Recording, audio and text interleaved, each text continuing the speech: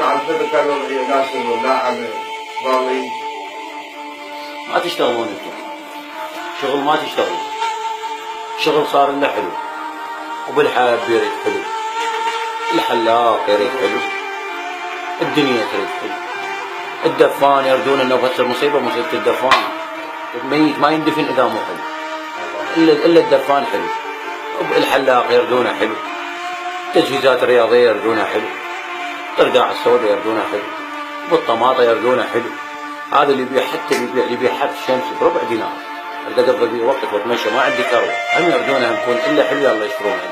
ابو القهوه يريد حلو، ابو اللاعبين مال النادي هم يردون حلو، ابو التاكسي ما اجر تاكسي اذا مو حلو. يعني شلون؟ مثل حالي وين يروح؟ مثلي وين يروح؟ وين يروح؟ عيني والله مثل الحال تندعون 24 ساعه، يعني ما يصير، والله ما يصير، ما يصير، الله شاهد. يعني وين نروح؟ حسن نوب الموديل الجديد حتى اذا فاتحه صارت حلو واحد، اذا مو حلو ما حد يروح. ليش؟ من الظلم هاي وين نروح؟